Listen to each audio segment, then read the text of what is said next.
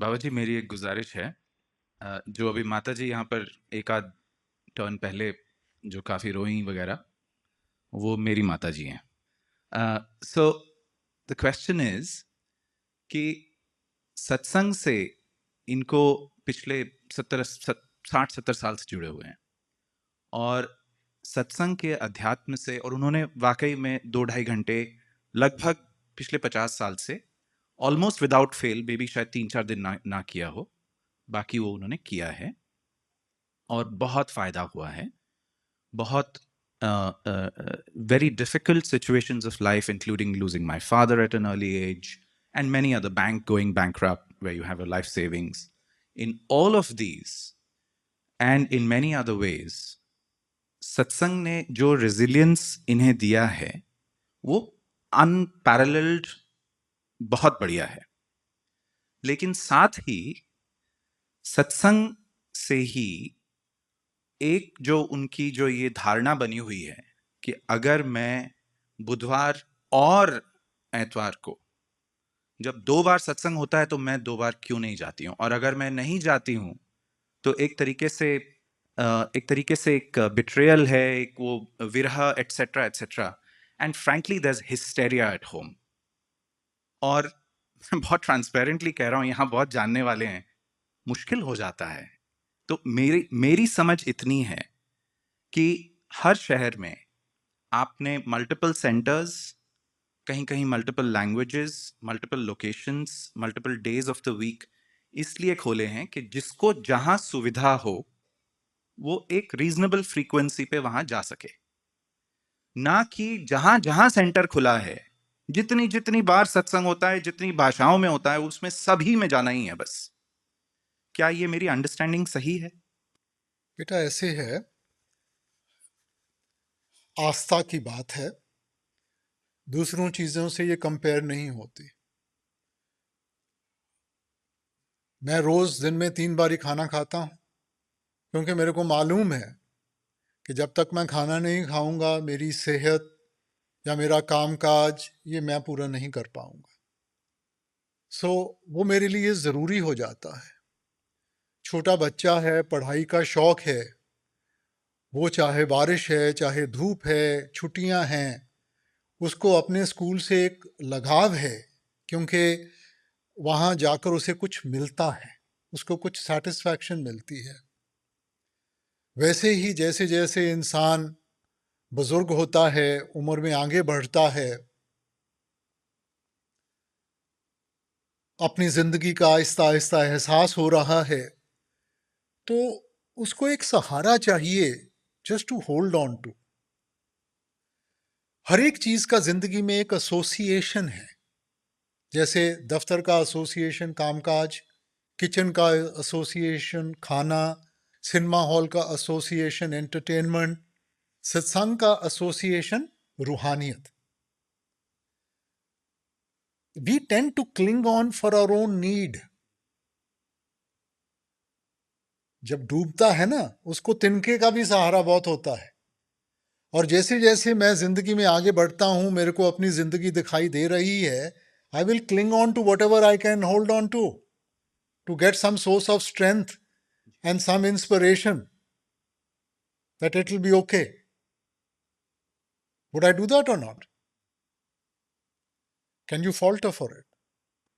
So I think, to the extent that this is having me understand what it means to her, I think this is very valid and makes a lot of sense. And I certainly should. I mean, I even when I was young, I won't miss satsang for anything.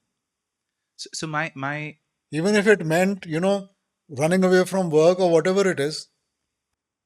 so I guess my only request to you is, गुजारिश है आपसे कि अगर आप देखिए हमारी तरफ से, क्योंकि हम वैसे ही जानते हैं कि सत्संग से क्या लाभ एक्चुअली हुआ है, यानी ये किसी के कहने सुनने की बात नहीं है। मैंने खुद अपनी आंखों से देखा है कि जब वो बैंक डूब जाती है जहां आपके 95% ऑफ लाइफ सेविंग्स हैं, और इनके चेहरे पर एक शिकंज नहीं आती है, ठीक है, सुपर काम, क्यों? सत्संग की वजह से, क्योंकि उन्होंने ये किया। तो यानी कि इसकी इंपॉर्टेंस, एंड पर्टिकुलरली जिस तरह से आपने कहा कि as one goes into the sunset, there are lesser and lesser things to hang on to. And so of course you hang on to it. So I totally hear you. मगर मेरी एक और गुजारिश ये है, जैसे आपने कहा कि काम का ऑफिस का एसोसिएशन काम से है, सिनेमा का एसोसिएशन एंटरटेनमेंट से है, आजकल वर्क फ्रॉम होम हो गया है, आजकल तो आपका भी हम यूट्यूब पे भी देख लेते हैं. तो अगर आपकी तरफ से एक थोड़ी सी मेरे लिए, मैं समझ गया कि मुझे I have to keep trying the maximum to bring to as much as possible. So I get that. अगर आपकी तरफ से भी एक आध अगर शब्द हो जाए कि भाई सत्संग जरूरी है, उसका भी एक, यानी it's not like a max dose of it, you know. It's No, it's not, it's never. I mean, beta, love can never be sufficient. To say that I will ever get satisfied where love is concerned, that will never happen. Because there's always something more to look forward to, and there's always something more that I want. Okay? So you can never have sufficient of that. But having said that, theek hai, I mean, normally there won't be restrictions. But when I'm here, because everybody wants to come, and there is a government restriction that only so many people can be here. So one has to sort of put in certain restrictions that you have to register, and only those who are registered can come. To that extent, yes, I will request everybody that let's stay within that. Everybody wants to come, and we should be graceful enough to accept that. To that extent, yes. But beyond that, I would say that it's like taking somebody's life from them, because that's what they're holding on to. I hear you. I hear you. Thank you. Appreciate it. Rajswami Babaji, when we sit on bhajan and the sound comes, which is not anything related to the river or the birds, and we think it's an ear infection, because it's we know our sitting pretty well, how much we are giving time. So how to go about it? It's really confusing, and it's being really long. But first and foremost, no two people are going to hear the same sound. So what is explained to you is you will hear something like this. Now, depending upon what instruments you are used to, so you are actually looking at the sound depending upon that. A Westerner will hear different sounds, a Eastern person will hear different sounds. So don't get into the analysis of what sound am I hearing. It doesn't make a difference. Sound is to give you a sense of direction. If you are lost in a dark forest, you are listening to the sound to give you a sense of direction, which way you have to go. It doesn't make a difference what he's saying or what he's not saying. That gives you a sense of direction. Now, instead of just making my way with the sound, if I start and saying, what is he saying? How does it make a difference? What is he saying? Because I know my sitting, and it's really overwhelming. No, but it doesn't depend upon how much you are sitting or this, that and all. You see, there are a lot of factors which come into play out here. It depends upon your past karmas, depends upon your past actions, depends upon so many factors. So, I would say all of us have heard the sound at some stage or the other. All of us. Now, because we are not aware of it, or because we are only looking for some specific sound, so you just let it go. So, it's not that the sound comes and goes. What comes and goes is your attention. Sound is there. It's constant. It doesn't increase, decrease. And the sound is same for few years. It's been really long. So the sound changes, or it's the same forever? Because sound doesn't change. You see, what happens is at different stage, when it is reverberating, for example, this is a particular sound, this is a particular sound, this is a different sound. So as your attention is going up, as you are going through different stages, you are hearing different sounds. Sound is only one. Radha Swami Babaji, thank you very, very, very much. श्वास के साथ भी thank you करूं तो वो भी कम है. इससे ज्यादा मैं आपसे क्या मांगू? सिर्फ आपको ही मांगती हूँ, आपका ध्यान, आपका धुन, आपकी दर्शन दीदार हर वक्त हो। जितनी बाकी श्वास बचे हैं वो सब आपके लेके। आप मत फिक्र करें, मालिक तो हर वक्त अपने साथ है। अगर हम प्यार से वो सच्ची चाहत रखेंगे, अपने आप मालिक बख्शिश करेंगे। हाँ बाबा जी, सच्ची बात है। और आप करते हो, ऐसे उंगली पकड़ के बचा भी लेते हो, सब करते हो। मैं तो सिर्फ डांट मारता हूँ। नहीं नहीं बाबा जी, आप महाराज जी सब कुछ अच्छा करते थे, फिर उन्होंने देखा ये तो मेरी बात सुन ही नहीं रहे हैं, तो उन्होंने कहा मैं थोड़ा सा ना सख्त आदमी भेजता हूँ जो इनको थोड़ा सा सही रखे। वो तो बाबा जी शब्द था, बोलते थे कि डंडे वाले आके भजन कराना।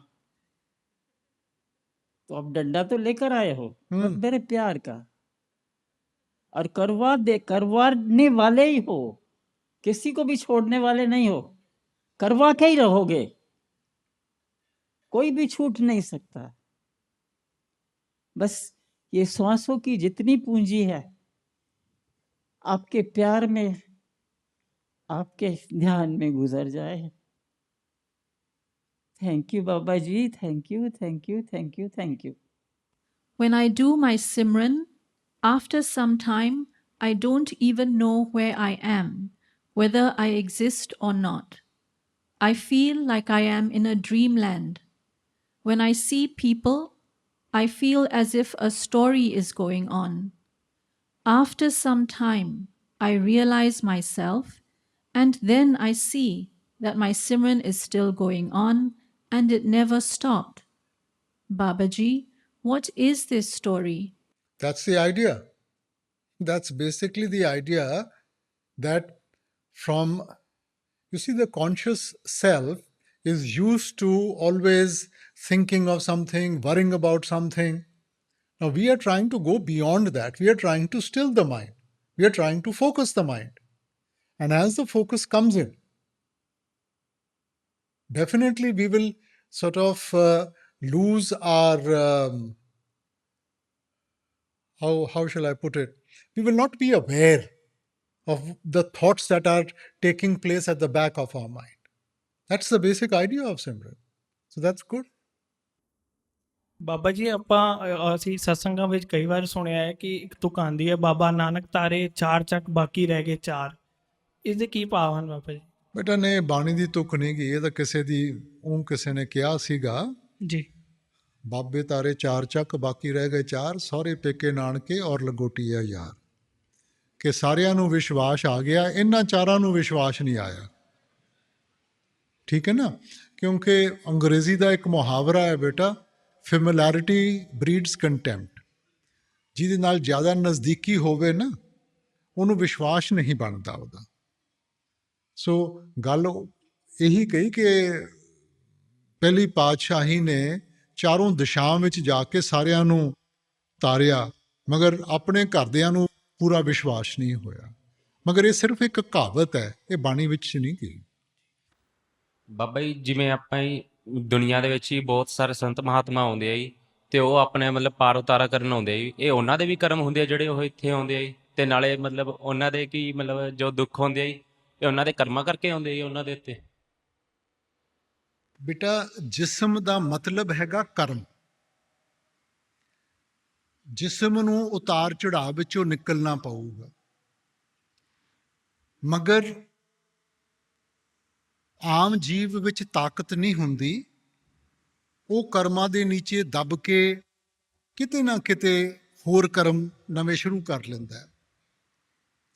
ਜਿਨ੍ਹਾਂ ਨੇ ਆਪਣੇ ਆਪ ਨੂੰ ਸ਼ਬਦ ਦੇ ਨਾਲ ਜੋੜਿਆ ਹੈਗਾ, ਜਿਨ੍ਹਾਂ ਨੂੰ ਆਪਾਂ ਗੁਰਮੁਖ ਜਨ ਕਹਿੰਦੇ ਹਾਂ, ਉਸ ਸ਼ਬਦ ਦੇ ਨਾਲ ਜੁੜ ਕੇ ਉਹਨਾਂ ਨੂੰ ਫਿਰ ਉਹ ਤਾਕਤ ਮਿਲ ਜਾਂਦੀ ਹੈ ਕਿ ਉਹ ਹਰੇਕ ਚੀਜ਼ ਦਾ ਸਾਹਮਣਾ ਕਰ ਸਕਦੇ ਹੈ।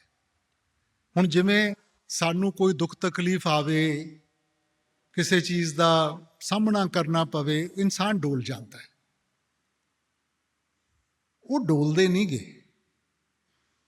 ਮਗਰ ਇਹ ਕਹਿਣਾ ਕਿ ਜੀ ਉਹਨਾਂ ਨੂੰ ਦੁੱਖ ਤਕਲੀਫ ਨਹੀਂ ਹੋਣੀ, ਤੇ ਫਿਰ ਬੇਟਾ ਉਦਾਹਰਨ ਕਿਵੇਂ ਬਣਨਗੇ?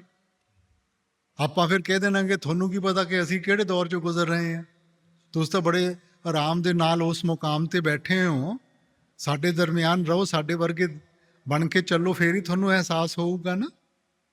ਸੋ ਚੰਗਾ ਉਦਾਹਰਣ ਉਹੀ ਹੁੰਦਾ ਹੈ ਬੇਟਾ ਜੋ ਤੁਹਾਡੇ ਦਰਮਿਆਨ ਤੁਹਾਡੇ ਨਾਲ ਚੱਲਦਾ ਹੈਗਾ। बाबा जी, मेरी पहली बेनती ये है कि एक विद्यार्थी का धर्म क्या है, पढ़ाई। और मेरी दूसरी बेनती ये है कि भक्ति और धर्म में मूल अंतर क्या है। बेटा जो धर्म है ना वो जिम्मेवारी है। हम धर्म और मजहब में अंतर नहीं रख सके। धर्म मजहब नहीं है, धर्म है जो जिम्मेवारी बनती है। पहले कर्म आता है, कर्म का हमने भुगतान देना है और उसके साथ एक जिम्मेवारी जुड़ी हुई है। वो जो जिम्मेवारी है ना वो आपका धर्म है। तो अगर आप गीता पढ़ेंगे तो जब कृष्ण जी अर्जुन को समझाते हैं वो उसको धर्म समझाते हैं। तू क्षत्रिय है, तेरा क्षत्रिय होकर ये तेरा धर्म है। अब जो भक्ति है वो परमार्थ के साथ जुड़ी हुई है बेटा, ठीक है ना। तो धर्म कर्मों के साथ जुड़ा हुआ है। अब जब परमार्थ के दायरे में आएंगे हम इन सब चीजों से ऊपर उठ जाएंगे बेटा। बहुत बहुत शुक्रिया बाबा जी।